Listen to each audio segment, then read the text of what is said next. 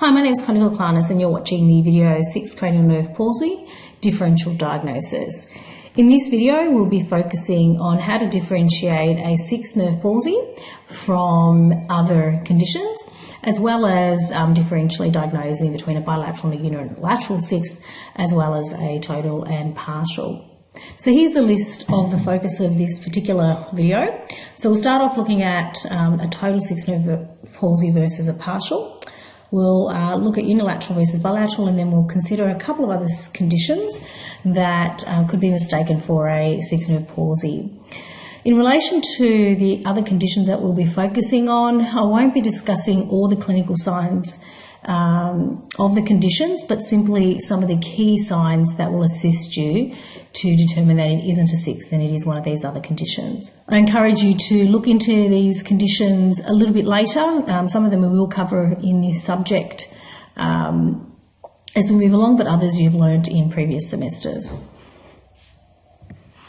Okay, as I said, let's start off with total versus partial. So you can have a patient with a total paralysis of the 6th nerve, or it could be partially affected.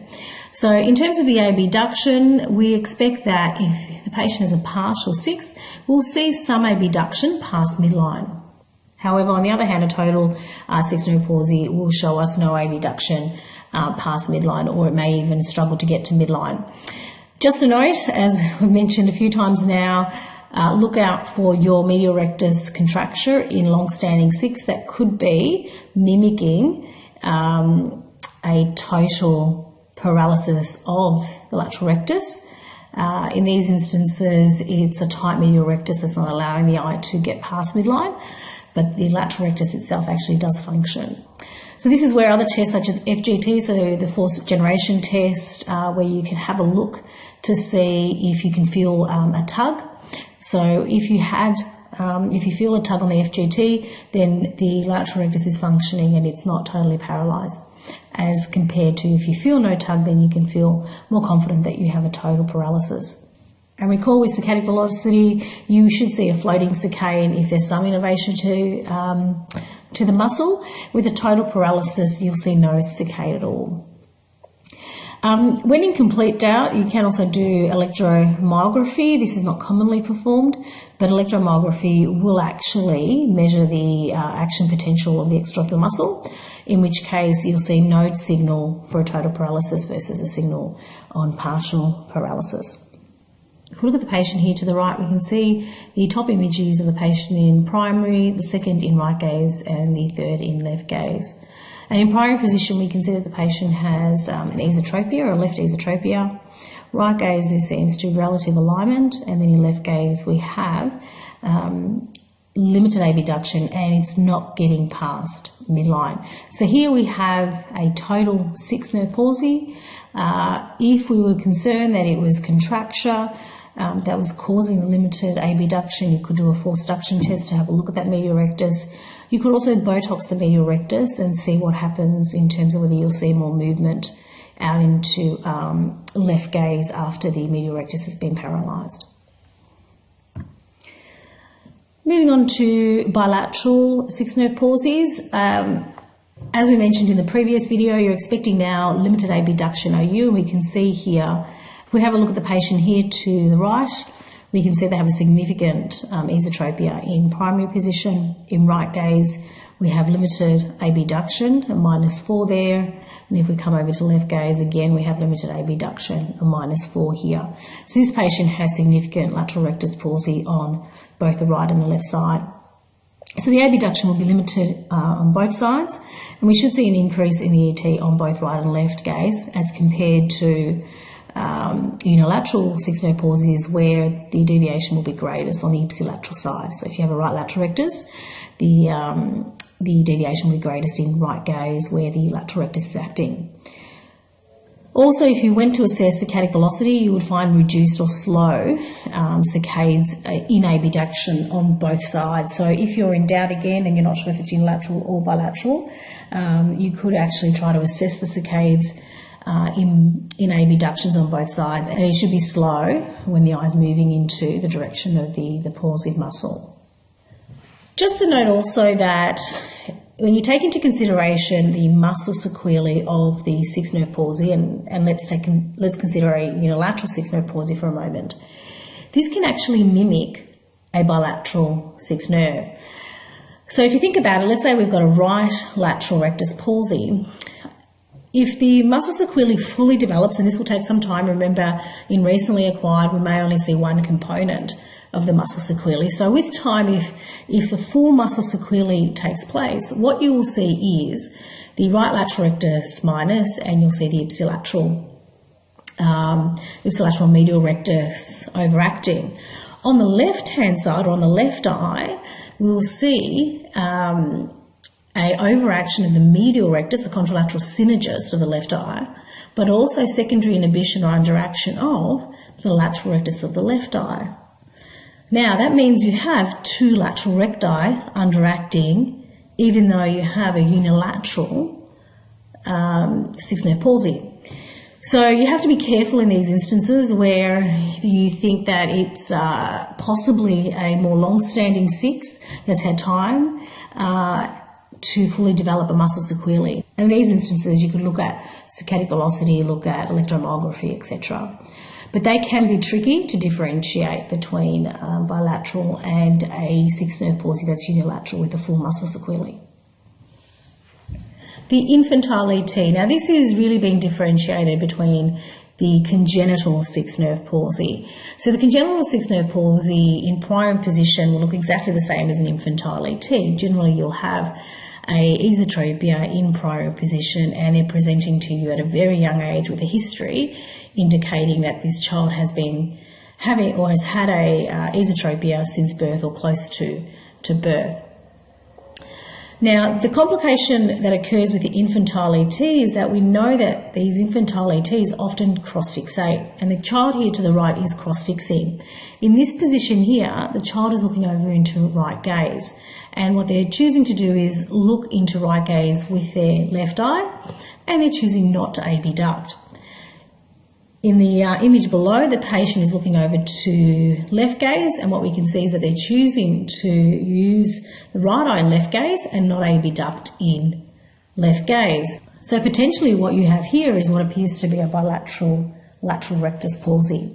However, in an infantile ET who is cross-fixing, the lateral rectus actually functions. So you need to do ductions, cover one eye, see if you can abduct the eye, and if they're refusing to make adduction movements, spin the child around, spin them around, and you will see full abduction of the eye. So it's really important when you see an infantile ET that is cross-fixing that you do your best to see whether that child can abduct. Should they not be able to abduct, then you can go down the road of potentially diagnosing this patient as a congenital sixth rather than a congenital ET or infantile ET. Bearing in mind, infantile ET will be more common than the congenital sixth nerve palsy. Duane's retraction syndrome. Now, we haven't learnt about Duane's retraction syndrome yet, but this is also an important condition that you need to differentially diagnose from the sixth nerve palsy. The reason is that limited abduction is one of the signs of Duane's retraction syndrome, or some of the types of Duane's retraction syndromes. Now, if we look at the patient here in prime position, we have an esotropia, and you'll see there that's just the red reflex if you're wondering why that eye is red. And we move over to left gaze, and we can see limited abduction here. And when we move over to right gaze, there seems to be full abduction here. So this patient has a limited left lateral rectus or a lateral rectus minus. Okay, now this patient has in prime position an ET, but some Duane syndromes don't have an esotropia in prime position. So if you see a patient with limited lateral rectus function but is straight in primary, that's usually an indication that you probably have a Duane's rather than a sixth. In this case, we don't have that. We have an ET in primary and a lateral rectus minus. So the other things that we'll be looking for are the associated signs of the Duane's retraction syndrome. Now, Duane's retraction syndrome, I won't go over it in this particular video, but it is associated with a number of lid changes and globe changes. And what we're looking for is the palpable fissures narrowing on adduction, and we'll look for globe retraction. And so if we have a look at this left eye, which is the affected eye that has the lateral rectus under, when the patient is taken over into right gaze, we can see that the lid here, the palpable fissure, has become smaller as compared to what we see here where it's wider. Also, we need to assess the patient and see whether there was some globe retraction. We'll come back to Duane's retraction syndrome in a subsequent video, but bear in mind that this is one of the very important conditions that you need to differentially diagnose. So when you see a lateral rectus minus, you need to be considering in your mind this could be a Duane's or it could be a sixth nerve palsy. Nystagmus blockage syndrome. This is where a patient has an esotropia that is there for the purposes of dampening nystagmus. In this instance, the esotropia is driven by the need to block nystagmus by convergence innervation, and it's not driven by the lateral rectus palsy. There is actually no lateral rectus palsy in this instance. The ET is purely there to block the nystagmus. Let's see if we can have a look at a video of a patient with nystagmus blockage syndrome. Let's have a look at a patient with nystagmus blockage syndrome. We're going to take a close look here at the eyes and just watch out for the patient's nystagmus. So the patient's moving quite a bit here, the infant, but just you can see that there's an oscillation there. If you look really closely, the eyes are oscillating. And generally a sixth nerve palsy, a congenital one in this instance, if we were considering a congenital 6, shouldn't have nystagmus associated with it. And you can just see there that that patient does have nystagmus as well as the esotropia. If you want to see that video again or more closely, just go to the link just here. Okay, so this should be easily differentiated in the sense that a congenital 6th doesn't have nystagmus associated with it as compared to the nystagmus blockage syndrome, which does. Another condition that can mimic some of the signs of the sixth nerve palsy is the divergence weakness esotropia. Now you've learned about this last semester, and the key feature that is similar to that of the sixth is the esotropia that is larger in the distance. Now remember, in the previous video I indicated that one of the hallmark clinical features of a sixth nerve palsy is that the esotropia is larger in the distance, and that this is not common in esotropias. Usually an esotropia gets larger at near, not in the distance. However, the divergence weakness esotropia has this. It has a esotropia which is larger in the distance. The difference now is that the divergence weakness ET does not have lateral rectus minors. It does not have lateral incompetence. The esotropia, in other words, is not becoming larger in right or left gaze. And we should have normal saccadic velocities which don't indicate that there is any neurogenic innervational issues of the lateral rectus. So it's relatively easy to distinguish between a sixth and a divergence weakness ET, but certainly it needs to factor into your differential diagnosis. Moving on to Moebius syndrome, here we now actually have an abduction deficit, a sixth nerve palsy, but in combination with this, the patient also has a facial nerve palsy, so a seventh nerve palsy.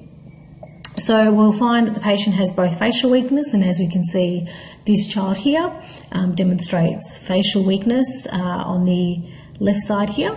He can't smile to this side, and you can see he's trying to smile and he's having the ability to do that on the right side but not on the left side. So we'll see congenital facial weakness combined with that limited abduction. The images below are not of the same patient, and here we have some patients who are diagnosed with Moebius syndrome and have abduction deficit. So we can see that this child here has an issue abducting to the right and to the left and has an esotropia in primary. And this older patient here with Moebius syndrome as well has an issue abducting to the right and to the left. I also just want to remind you of the nucleus of the seventh and the sixth cranial nerve. So here we have the nucleus for the seventh cranial nerve and here the sixth. So you can see that they're in close proximity. And also what we have is the seventh nerve wrapping around the sixth cranial nerve nucleus. Often it's thought that with Moebius syndrome that it's an underdevelopment of these particular nerves. There are other reasons and causes for Moebius syndrome. If you're interested, you can look into those. But just be aware that with Moebius syndrome, we have both the sixth nerve palsy and the facial nerve palsy together for the patient to be classified as having this syndrome as compared to having an isolated sixth nerve without the seventh. Okay, and finally we have mechanical restriction. So I have there three types of conditions that will result in a mechanical limitation of eye movement. So we have a blowout fracture, thyroid eye disease, and myasthenia gravis. We'll actually be discussing these in the subsequent modules of this subject. However, as I've mentioned, when you have a mechanical restriction of an extraocular muscle, then it will cause limitation in the opposite direction of gaze. So as an example for a blowout fracture, if we have a medial wall blowout fracture and we have an entrapment of the medial rectus, then we will see limitation of abduction, even though it is the medial rectus that's mechanically restricted. And we'll talk more about thyroid and myasthenia as we move into these topics.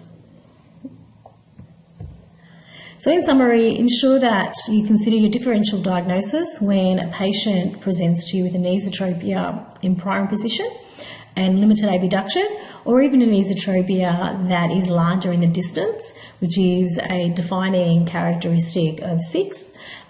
Make sure you distinguish it from other conditions.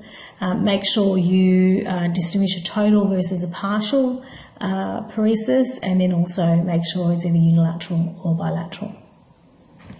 Okay, that brings us to the conclusion of this video. Thank you for watching.